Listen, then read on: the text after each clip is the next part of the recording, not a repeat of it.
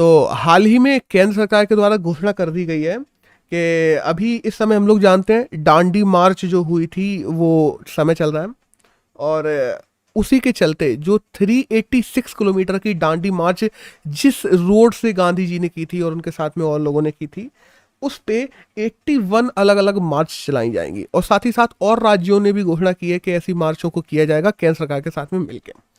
तो अगर ये सप्ताह चल ही रहा है तो मैंने सोचा इसके बारे में पूरा ही कवर कर लेते हैं कि दांडी मार्च कैसे हुई, इसके पीछे हिस्ट्री क्या है। तो देखो, सबसे पहले होता क्या है, हम जानते हैं 1919 में इंडिया को चलाने के लिए एक एक्ट आया था, भारत शासन अधिनियम 1919। उसमें ये लिखा हुआ था कि 10 साल बाद एक दूसरा एक्ट आएगा जिसमें इसको संशोधित किया जाएगा। अब उस एक्ट को दोबारा बनाने के लिए, संशोधन करने के लिए, नया एक्ट में क्या क्या जोड़ना है, एक कमीशन था जो इंडिया भेजा गया था जिसका नाम था साइमन कमीशन, जिसको फॉर्म किया गया था 1927 में, नवंबर 1927 में, और 1928 में वो इंडिया आया था। उसमें जो 3 लोग थे ना, वो तीनों के तीनों ब्रिटिशर्स थे जिसके चलते इंडिया में बहुत गुस्सा देखा गया उसको लेके कि तुम रूल्स हमारे लिए बनाने आए हो, और उन रूल्स एंड रेगुलेशन बनाने के लिए जो कमेटी बनाई है उसमें एक इंडिया का बंदा नहीं है, तो कैसे रूल्स एंड रेगुलेशन तुम हमारे लिए सही बना सकते हो। और फिर अंग्रेज कैसे प्रताड़ित करते थे वो तो सब लोग जानते ही हैं। तो एट द एंड क्या हुआ है, एट द एंड उन लोगों ने, मतलब किसी की सुनी ही नहीं, उन लोगों ने तो अपना जो काम करना था किया, और 1929 में, 28 के एंड में, मतलब बेसिकली मान लो 29 में वो पहुंच गए थे, रिपोर्ट बना के यहाँ से चले गए। जैसे ही वो यहाँ से गए हैं, यहाँ पे बहुत ज़्यादा उपद्रव हुआ, और इस पूरे उपद्रव को देखते हुए अंग्रेजी सरकार ने हम लोगों से ये कह दिया था कि अपनी एक कमेटी बनाओ। वो कमेटी 3 गोलमेज सम्मेलन होंगे। गोलमेज सम्मेलन क्या होते थे, गोल मेज होती थी, उसके चारों लोग बैठे आते थे। साइमन कमीशन की जो व्हाइट पेपर रिपोर्ट थी उसको रख लिया जाता था, और वहां पे भी जो उन लोगों के ब्रिटिशर्स के जो मंत्री थे, लॉ मिनिस्टर थे, वो बैठ जाते थे, और बात होती थी कि इंडिया के लिए नए रूल्स कैसे इसमें सुधार किया जाए साइमन कमीशन की रिपोर्ट में। तो इसके लिए इन लोगों ने कहा कि आ जाओ, लेकिन यहाँ तो साफ है, गांधी जी वगैरह ने तो मना ही कर दिया था कि नहीं, तुम लोग मानोगे ही नहीं तो हम क्यों आए, जब यहाँ हम लोगों ने इतना किया। इवन तो उस टाइम हम लोग जानते हैं जो हमारे तिलक थे, बाल गंगाधर तिलक, साइमन कमीशन की जो साइमन गोबैक का जो नारे चल रहे थे उनमें उनको लाठी पड़ी थी पुलिस की, वो खत्म भी हो गए थे, बहुत सारे सीन हो रखे थे इंडिया में। तो इन्हीं सब के चलते हुए उस समय गांधी जी भी काफी गुस्सा थे, तो गांधी जी ने शुरू की यहाँ पे दांडी मार्च। 12 मार्च 1930 को गांधी जी ने दांडी मार्च शुरू की थी, जो कि 6 अप्रैल 1930 तक चली थी। इस पूरी मार्च की बात करें तो 386 किलोमीटर की ये मार्च थी, और इसमें तकरीबन 14 लोग थे जो गांधी के साथ में स्टार्टिंग में चले थे, और बाद में तो फिर हम जानते हैं छुटते ही चले गए लोग।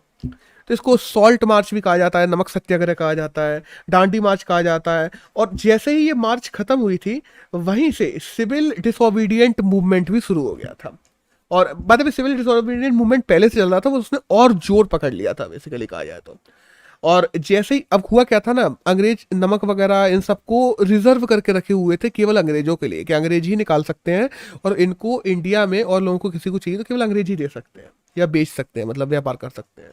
तो गांधी जी गए, उन्होंने वहां पे जाके, और वहां पे मतलब यहाँ से गए, आंदोलन किया, पूरा चल के गए, और नवासारी तक गई थी, साबरमती से नवासारी तक, और नवासारी में जाके उन्होंने नमक निकाल दिया। जैसे ही निकाला है, जेल भरो आंदोलन शुरू कर दिया गया था अंग्रेजों के द्वारा कि ये लोग अब बहुत ज्यादा कर रहे हैं, इनको जेल में भरो। 60,000 से ज्यादा लोग हैं जो गांधी जी के साथ में पकड़ लिए गए थे। उस समय नेहरू की बात करें, जिन्ना की बात करें, सब लोग सब जेल में डाल दिए गए थे। इवन दो हम बात करते हैं कि मतलब 5 मई को गांधी जी को भी अरेस्ट कर लिया गया था। स्टार्टिंग में गांधी जी 6 अप्रैल को ये हुआ था, और 5 मई, 1 महीने बाद गांधी जी को भी अरेस्ट कर लिया गया इसमें।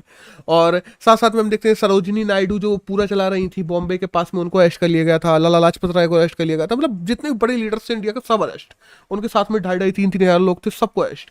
इतने लोग अरेस्ट किए गए थे, कहा जाता है जेलों में जगह नहीं बची थी, अलग से हॉल बना बना के लोगों ने अरेस्ट कर करके लोगों को रख दिया था। वहां लोगों को खाना नहीं दे रहे थे, ऐसी हालत थी। गांधी जी को पूना की जेल में, यरवदा जेल थी, वहां पे उनको रखा गया था। और ये पूरा जो मूवमेंट था, इसको वेब मिलर नाम का एक अमेरिकन जर्नलिस्ट था, उसने पूरा कवर भी किया था, और जिससे वेस्टर्न मीडिया को पता चला था कि इंडिया में कैसे सप्रेस किया जा रहा है इंडियंस को ब्रिटिशर्स के द्वारा। इसके बाद में हम लोग देखते हैं कि जनवरी 1931 को गांधी इरविन पैक्ट होता है, जिस पैक्ट के बाद गांधी जी को निकाल भी दिया जाता है। और गांधी जी और इरविन के बीच में बेसिकली फैसला ये होता है कि चलो ठीक है, जो अभी तक हुआ उसको देखा जाएगा, साथ साथ में लेकिन जो गोलमेज सम्मेलन 1930, 31, 32, 3 गोलमेज सम्मेलन हुए हैं जिनमें रिपोर्ट रखी गई है और उस पर ही बात हुई है कि आगे कैसे रूल्स एंड रेगुलेशंस बनाने हैं। तो उसको लेके गांधी जी गए यहाँ से, तो गांधी जी से भी कहा गया गांधी इरविन पैक्ट के बाद कि आप भी जाएं।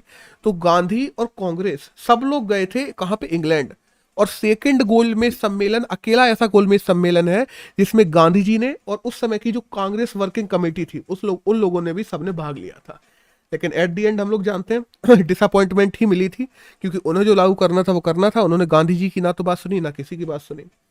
और इन्हीं इन्हीं सब के चलते हम जानते हैं 1929 में कांग्रेस का जो कांग्रेस वर्किंग कमेटी ने बेसिकली सिविल डिसोबीडिएंट प्रोग्राम भी शुरू किया था, जिसके तहत असहयोग आंदोलन था बेसिकली हिंदी में कहे तो, जिसके तहत जो फॉरेन गुड्स होते हैं उनको बाइकआउट करना था, टैक्सेस हैं उनको बाइकआउट करना था, कोई टैक्स नहीं देना था, स्कूल हो गए कॉलेजेस हो गए इन सबको बाइकआउट करना था। ओवरऑल पूरी इंडिया ने इसको बाइकआउट किया। केवल और केवल कहा जाता है जो पढ़े लिखे लोग थे या जो वर्किंग कल्चर में लोग थे उस समय जो अंग्रेजों के नीचे काम करते थे उनको छोड़ के असहयोग आंदोलन इंडिया में इतनी जोर से चला था उस टाइम पे कि अंग्रेजों को कुछ मिल ही नहीं रहा था। बेसिकली अंग्रेजों की हालत ऐसी हो गई थी, वो यहाँ से चीजें लेके तो जा रहे थे लेकिन वो चीजें जब इंडिया में ही आके बेचते थे तो इंडिया के लोग उनको खरीदते नहीं थे। उनका ओवरऑल मार्जिन 67% तक गिर गया था, प्रॉफिट्स की बात करता हूँ तो।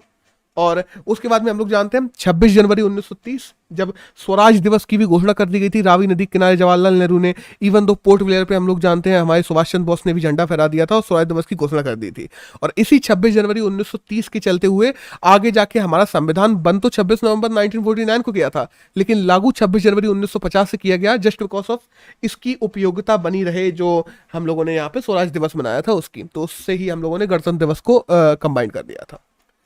तो बेसिकली यहीं से ये मूवमेंट बढ़ता चला जाता है और बाद में हम देखते हैं यही मूवमेंट जब ये लोग लौट के आए थे तो वहां से खत्म हो गया था। फिर गांधी जी ने अपना खुद का भी सत्याग्रह शुरू किया था, व्यक्तिगत सत्याग्रह शुरू किया था जिसमें 4-5 लोग मिले हुए थे, लेकिन वो उतना सफल नहीं रहा था क्योंकि इस समय ये यहाँ से खत्म करके गए थे इन्होंने। भैया कि अंग्रेजों के प्रलोभन में आ गए थे, सोचा था कि वहां पे जाएंगे इंडियंस के बारे में बात होगी, इंडियंस के लिए जो कानून आएगा उसमें इंडियंस को प्रायिकता दी जाएगी, लेकिन वहां पे सुनी नहीं गई। लेकिन यहाँ आए तब तक आंदोलन ठंडा पड़ चुका था, दूसरा आंदोलन चला नहीं। उसके बाद में हम लोग देखते हैं कि धीरे धीरे जैसे जैसे जैसे जैसे आगे एक्ट्स बढ़ते हैं फिर अंग्रेज वॉर्स में फंस जाते हैं, फिर उसके बाद में धीरे धीरे करके आज़ादी मिलती है। तो दैट्स ऑल, बस यही था अगर हम लोग दांडी मार्च की बात करते हैं